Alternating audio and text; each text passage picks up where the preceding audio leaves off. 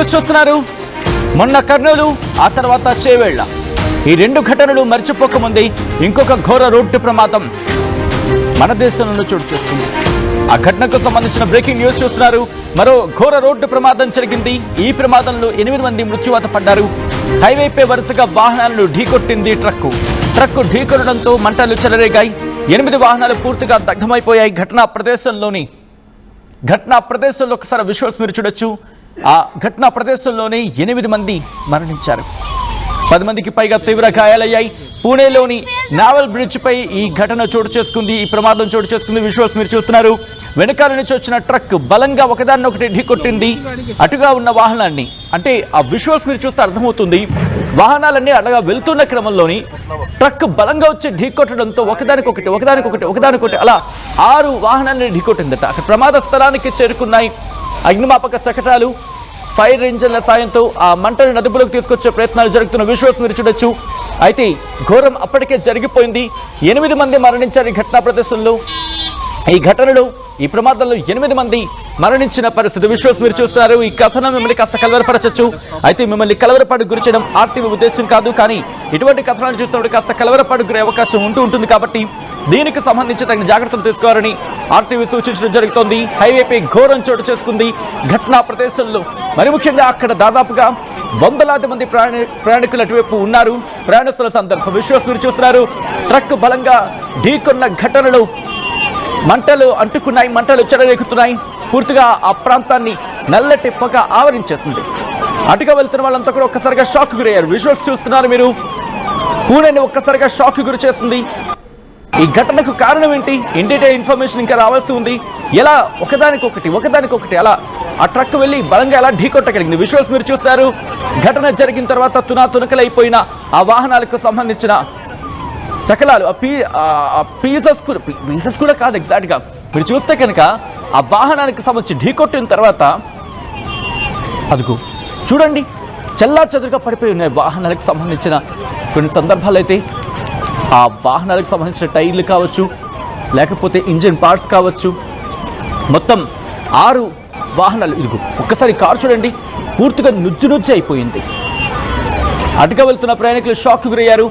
ఈ ఘటనకు ఎప్పుడైతే కొంతమంది అలర్ట్ అయ్యి వెంటనే పక్కకు జరిగిపోయిన సందర్భం, అలా తమను తాము సేవ్ చేసుకున్న వాళ్ళు, తమను తాము కాపాడుకున్న వాళ్ళు కూడా ఉన్నారు. ఒక్కసారిగా పూణేను షాక్ గురి చేస్తుంది. ఘటనా ప్రదేశంలో చెల్లాచెదురుగా పడి ఉన్నాయి అక్కడ ఆ భౌతిక కాయాలు. ఢీకొట్టిన తర్వాత ఘటనా ప్రదేశంలోని బలంగా ఢీకొట్టింది. ఆ ఢీకొట్టిన ఘటనలో ఒక్కసారిగా అటుగా ఉన్నవాళ్ళు, అటుగా వెళ్తున్న వాళ్ళు, అటుగా ప్రయాణిస్తున్న వాళ్ళు మరణించారు. చెల్లాచెదురుగా పడున్న ఆ సామాన్లు కావచ్చు, అంటే అటుగా ఆ ట్రావెలర్స్ తీసుకువెళ్తున్న, ఆ కమ్యూటర్స్ తీసుకువెళ్తున్న సామాన్లు కావచ్చు, అలా వాహనాలు చూడొచ్చు ఎంత బలంగా ఢీకొట్టుంటుంది. ఒక వాహనం కుడివైపు, ఒక వాహనం రోడ్డు మీద మధ్యలో నిల్చుని పోయింది. అలా ఇంకొకటి పక్కకు పల్టీ కొట్టేస్తుంది. అలా బలంగా ఢీకొట్టిన తర్వాత వెళ్ళి మంటలు అంటుకున్న పరిస్థితి. ఒకసారి మా ప్రతినిధి నవీంద్రకి వెళ్ళే ప్రయత్నం చేస్తాను. అప్డేట్స్ అందించేందుకు నవీన్ సిద్ధంగా ఉన్నారు. నవీన్, ఈ ఘటన ఎన్ని గంటలకు చోటు చేసుకుంది? ఘటనకు ప్రధాన కారణం ఏంటి?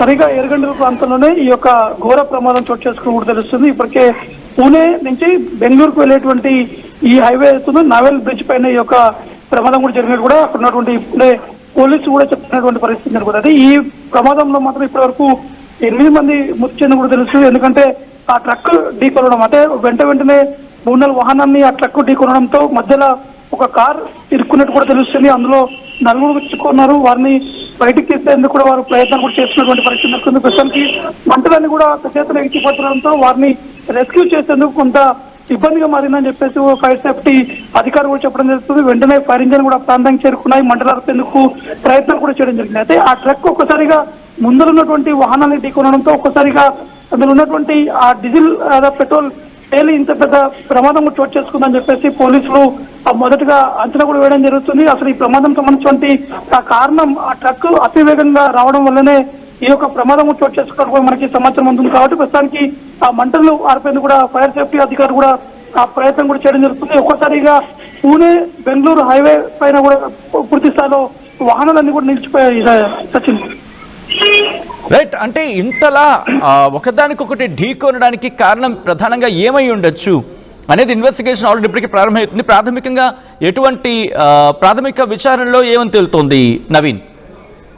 అంటే ఆ ట్రక్ డ్రైవర్ ఓవర్ స్పీడ్ వల్లనే ఈ ప్రమాదం జరిగినట్టు కూడా పోలీసులు తెలుపుతారు. ఎందుకంటే ఆ పూణే నుంచి బెంగళూరుకు వెళ్తున్నటువంటి ఈ మార్గం ప్రమాదం జరిగింది. ఎక్కువగా రద్దీగా ఉన్నటువంటి ఈ రోడ్ ఒకసారిగా ఆ డ్రైవర్ కి అదుపు తప్పి ఈ విధంగా ప్రమాదం చోటు చేసుకున్నారు. పోలీసులు ఆ ప్రాథమికంగా కూడా అంచనా కూడా వేయడం జరుగుతుంది. ఒకసారిగా ఆ వాహనం ఆ ట్రక్ ముందరున్నటువంటి మొదటి లారీని ఢీకొన్నది. ఆ లారీ మళ్ళీ దాని ముందున్నటువంటి మరొక కార్ని కూడా ఢీకొనడము, ఆ కార్ ముందున్నటువంటి వాహనాన్ని ఢీకొనడంతో వరుసగా ఈ యొక్క ప్రమాదం కూడా చోటు చేసుకుని వెంటనే ఆ మంటలు కూడా అందుకున్నట్టు కూడా సమాచారం ఉంది. కాబట్టి ఇన్వెస్టిగేషన్ అనేది ఇంకా కొనసాగుతూనే ఉంది. ఎందుకు ఈ విధంగా జరిగింది, ఈ ట్రక్ డ్రైవర్ ఏమన్నా మద్యం సేవించాలనే విధంగా కూడా పోలీసులు దర్యాప్తు కూడా చెప్పడం జరుగుతుంది. రైట్, ఆ రిక్వెస్ట్ ఒకసారి మీరు లైన్లోనే ఉండే ప్రయత్నం చేయండి నవీన్. ఈ ఘటనకు సంబంధించి ఘటన ఇప్పటికీ 8 మంది ఘటనా ప్రదేశంలో ప్రాణాలు కోల్పోయారు, మరో 15 మందికి తీవ్ర గాయాలయ్యాయి. ప్రస్తుతం ఈ ఘటనకు సంబంధించి ఒక గూడ్స్ ట్రక్ మొత్తం 6 వాహనాన్ని ఢీకొట్టింది ఆ బ్రిడ్జ్ పైన. దీంతో ఈ ఘటన చోటు చేసుకుంది. బెంగళూరు ముంబైకి చెందిన national highway, Bengaluru Mumbai national highway 4 పైన ఈ ఘటన చోటు చేసుకుంది. ప్రాథమికంగా గూడ్స్ ట్రక్కి సంబంధించి ఆ వెహికల్ బ్రేక్స్ ఫెయిల్యూర్ అయినట్టుగా కాస్త నేషనల్ మీడియా కోట్ చేస్తున్న నేపథ్యం. సో ఈ క్రమంలోనే డ్రైవర్ కోల్పోయాడు, వెహికల్ మీద పట్టును కోల్పోయాడు. దీంతో ఒక్కసారిగా ఆ ప్రయాణికుల మీదకి వాహనాన్ని ఎక్కించేశాడు. ఎప్పుడైతే కోల్పోయాడు, ఎప్పుడైతే బ్రేక్స్ ఫెయిల్యూర్ అయిపోయాయో తన కంట్రోల్లో నుంచి పూర్తిగా తన ఆధీనం నుంచి వెళ్ళిపోయింది ఆ వాహనం. దీంతో ఒక్కసారిగా ఒకదాని తర్వాత ఒకటి ఇలా బలంగా ఢీకొట్టింది. మొత్తం 6 వాహనాన్ని ఢీకొట్టిన ఘటనలో 8 మంది మరణించారు, 15 మందికి తీవ్ర గాయాలయ్యాయి. మృతుల సంఖ్య మరింత పెరిగే అవకాశం ఉందని చెప్పి కూడా అక్కడ భావిస్తున్న పరిస్థితి ఉంటే అర్థం చేసుకోవచ్చు ప్రమాద తీవ్రత ఏ స్థాయిలో ఉందనేది. మరి ముఖ్యంగా మీరు చూడొచ్చు అక్కడ కార్స్ ఉన్నాయి. దాంతోపాటు ఇంకా చెప్పాలంటే ఈ గూడ్స్ ట్రక్స్, ఒక గూడ్స్ ట్రక్ అయితే ఢీకొట్టింది, కానీ గూడ్స్ వ్యాన్ మీరు చూడొచ్చు. అంటే ఇంకా ప్రమాద తీవ్రత, ఎప్పుడైతే గూడ్స్ వ్యాన్ ఢీకొట్టిన నేపథ్యంలో కాస్త ప్రమాద తీవ్రత ఆగింది.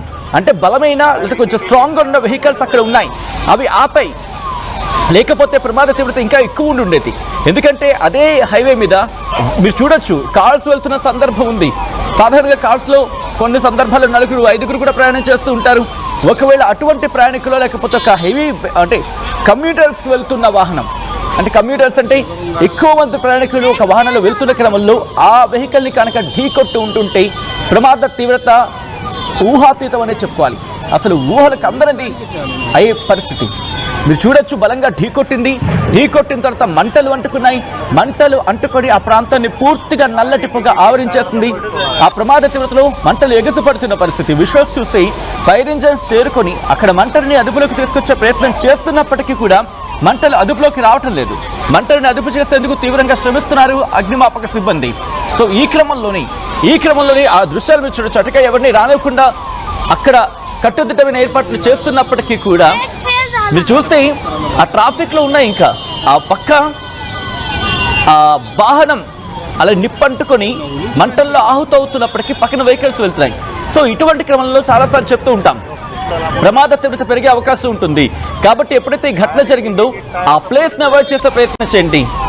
ఏదో అర్జెంటుగా వెళ్ళిపోవాలి కదా అని చెప్పి మన పక్క నుంచి వెళ్ళామనుకోండి, ప్రమాదం మనకంటుకునే అవకాశం ఉంటుంది.